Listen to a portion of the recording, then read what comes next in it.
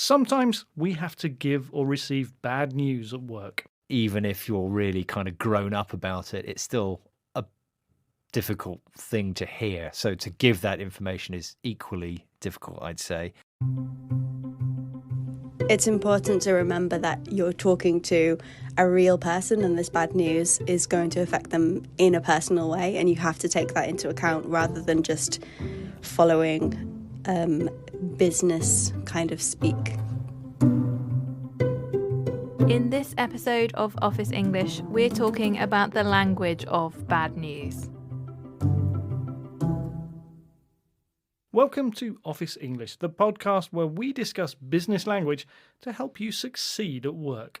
Today, we're talking about bad news. Nobody likes talking about bad news, right, Phil? But sometimes at work, we have to. Okay, you're talking about bad news. What do we mean by bad news at work? What things can be bad news at work? So it's things that might affect your job in a bad way. So it might be a company-wide problem, maybe financial difficulties, decisions have to be made about what people can afford, what jobs are going to remain and who might be losing their job. Or it might be something more specific to you. So your manager might need to give you bad news about a report you've written or some work you've done or something that's happened in your department that affects you. And when people give bad news, they often don't like doing it. And so they'll often use something which we call a business euphemism.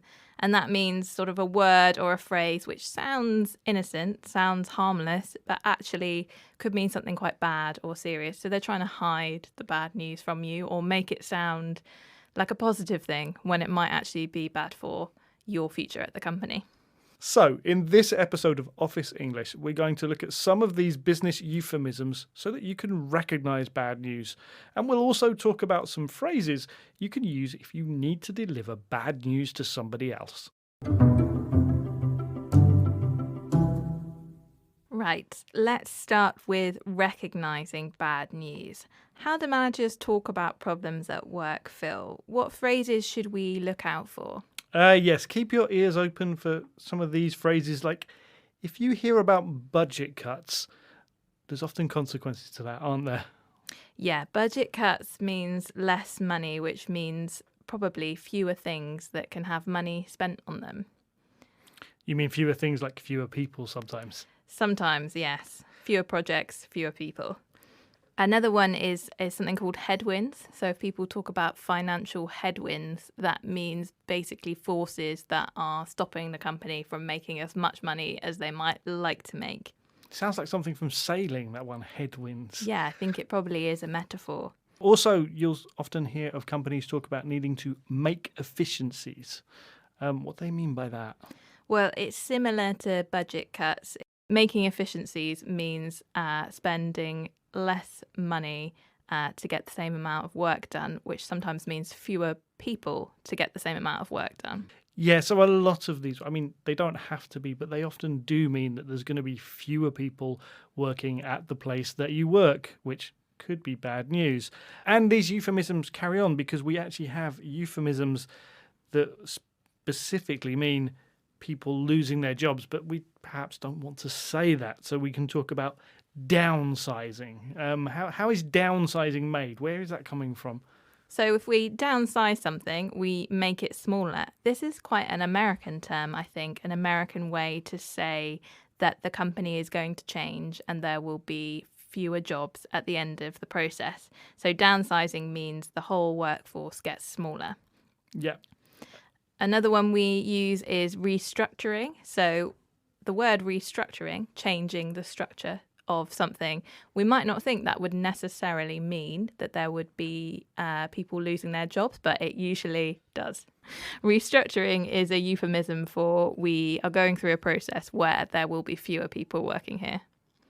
And another one we've got here is streamlining. I think in engineering or design, streamlining is you make something aerodynamic so that it can go faster, so you take bits off it so it can go faster. Well, for a business, sometimes that means taking people out so that it can work better or cheaper. All of these three words, downsizing, restructuring, streamlining, they don't always mean that people will lose their jobs. Sometimes they just mean reorganisations, but that means change and upheaval. So that might be bad news for you at work. And then we have some words that are specifically about people losing their jobs. We've got redundancies and layoffs.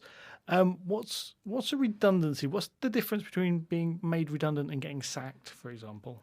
So being sacked is when you lose your job because of something that you've done or because of your performance at work, usually. Whereas being made redundant, in the UK, we have a very formal process for redundancies. It is basically where a company has to decide that they need to make their workforce smaller. And so some people need to lose their jobs, but it's not their fault. So being made redundant just means that your role won't exist anymore, your job won't exist anymore, and the company makes that decision, but it's not something that you've done. It's just something that's kind of outside of your control, really. Yeah, and when we talk about layoffs, I mean, that's usually the same thing. It's companies reducing the number of people working for them to save money.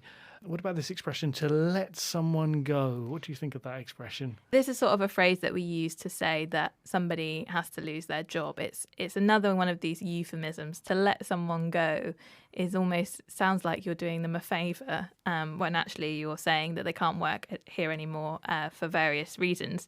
So to let someone go means to make them redundant so that they lose their job. Right, so we now know some words to talk about bad news at work, but imagine we're the ones giving the bad news. What else do we need to say? Well, this is difficult. So this will be different depending on the country that you work in, the context that you work in. Some cultures are more upfront about things, so they're more likely to just say what the problem is and give you the bad news. Some cultures are more likely to use a lot of these euphemisms that we've talked about. If you have to do it yourself, it's not a nice thing to do. Probably the best way is to start by being honest. So say something like, we've had to make some tough decisions, and after a long and careful review, we have decided that. So that's showing that you've taken a decision that you're about to communicate very seriously. You're taking this whole conversation seriously. Yeah, there's an emphasis there. It's a tough decision. They're saying it's been difficult, long and careful there. It's this idea that a lot of effort has gone into this decision. It wasn't just made quickly. It's been thought about for a long time. Another thing that might be helpful is to try and be quite clear and concise. So a short piece of news. So you could say, unfortunately, your role is being made redundant. So it's really clear what is happening in your bad news. There's something else that's interesting here as well. If you say to someone, your role is being made redundant, you're making it about the position in the company. You're not making it about that individual. And there's reasons why that happens in the UK, but in general, it's kind of depersonalizing it. So it's probably easier to talk about someone's role than the person themselves. Yes. And if you're having to give someone bad news, it's likely that they might be upset. So you need to think about how you're going to show them that you care, and also kind of make sure that they're okay. So you could say, is there somebody that I can call for you? Would you like to take a moment? If someone's upset, you could ask, would you like to take a moment? So they've just got time to kind of react to what you're telling them, which is probably quite a big shock. And it's often good at this moment to avoid cliches. So things like, oh, look on the bright side. I mean, there could be nice sentiment behind it, but if it's a cliche, it sort of suggests you haven't really been thinking about it and you don't really mean it. So do try to make sure when you're talking to someone, sound like you mean what you say. Don't just use the same old tired cliches. Yeah, and you probably don't want to just try and cheer them up. Your natural instinct when you speak to someone and they're upset is to try and cheer them up, but they probably don't want to hear that from the person that has given them the bad news or that they might see as responsible for their misfortune. So, it's a really difficult thing to do, basically. Unfortunately, even if you're calm and sympathetic with bad news, people can still be upset. Let's hear again from our BBC Learning English colleagues. It's important to remember that you're talking to a real person and this bad news is going to affect them in a personal way, and you have to take that into account rather than just following business kind of speak.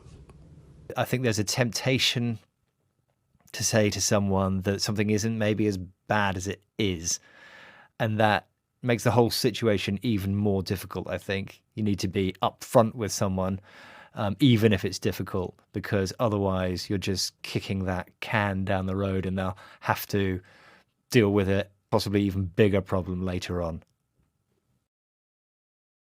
Okay, so Neil used a phrase there, kicking the can down the road. What does that mean, Phil?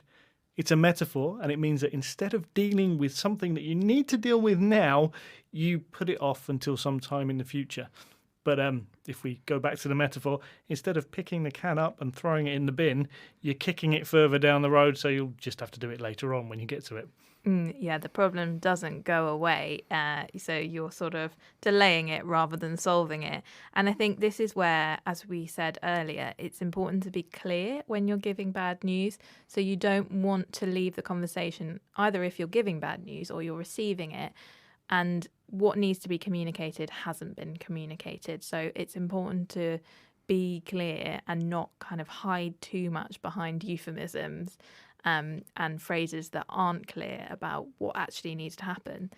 So if you're trying to be too kind, you're actually creating a problem further down the line. You're kicking the can down the road. Now, if you're stuck for how to start the conversation, you could just say, unfortunately, I've got some bad news. Yeah, I think that's a good idea. So start the conversation and warn someone that they're about to hear something bad is probably a good way to start off. Don't start the conversation with a nice chit chat and a really friendly conversation, because they'll just think it's a normal meeting, and then, the bad news comes and shocks them even more. That's it for this episode of Office English. Hopefully you won't have any bad news at work soon, but if you do, these phrases can help you communicate. If you like this podcast, you can find more programs and activities to help you with your English at bbclearningenglish.com. Next time, we'll be talking about how to deal with disagreements at work. See you then. Bye. Bye.